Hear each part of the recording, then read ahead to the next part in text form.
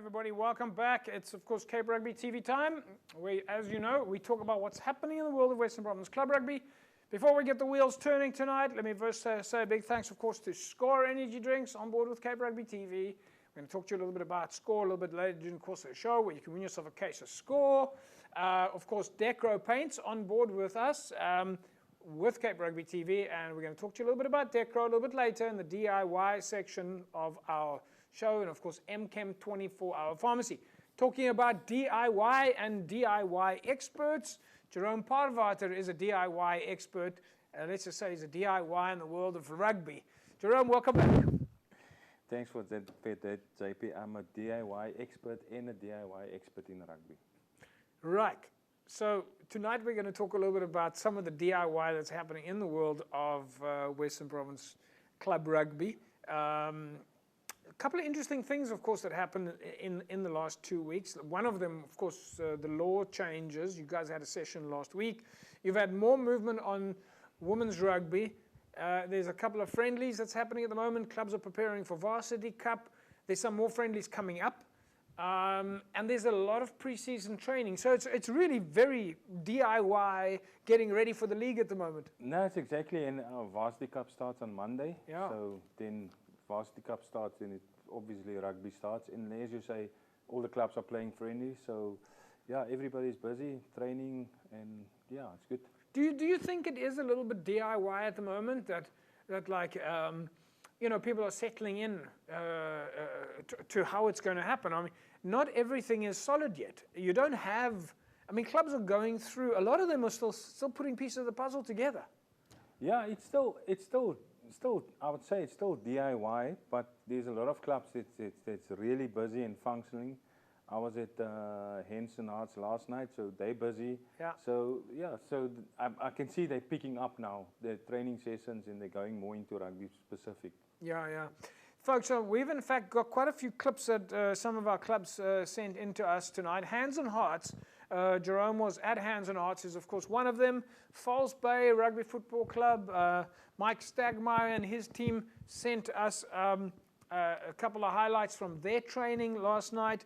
Gino Topley from Titans sent us a little video as well. And of course, we've got some footage for you from the Western Province women's rugby training. And of course, we were out at Primrose last week, so we've got some highlights for you of that. So a couple of nice segments for you tonight where you can get a good feeling for what is happening pre-season. So let's go first now to Falsebay. They were in training last night, and the guys sent us a couple of clips.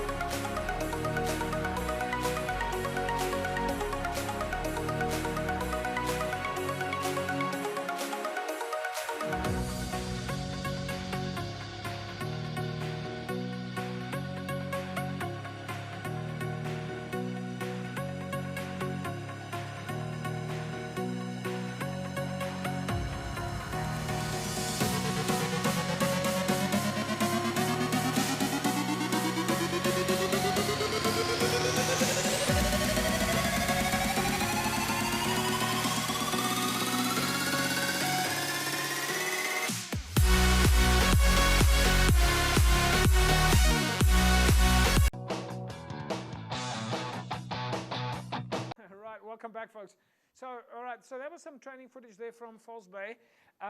Training behind the scenes, but we've a bit pushed on time here. We're going to take this into the next segment. But Jerome, before we talk, just run us through what you're seeing there, because we're back on the tackle bags.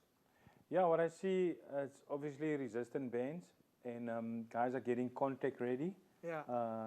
Work low body position into contact with the seals, with the resistance. So they basically work from the try line to the halfway line, and it makes you tight in the legs, which prepare you like going low into the contact. That's what we want now because of the new law. Yeah. And and I saw them play without the bags. They play the game the same thing, guy leg drive into the tackle. One thing that I think that they must really incorporate now, because we discussed this new law with the coaches, the tackle height. Yeah. Because there was still a few high tackles when I saw they doing their training session. Yeah. So we're going to come back after the break, folks. We of course got new tackle laws there. When we come back, we're going to chat a little bit about. Of course, we know Falsebay was not last year, but the year before that they were league champions. We'll talk a little bit about Falsebay when we come back from the break. So, folks, don't forget, of course, still coming up, we've got some highlights from Primrose, from Titans. Young Gardens had their launch of their Sevens tournament yesterday. We'll chat a little bit about that, so don't go away. We'll be back in a sec.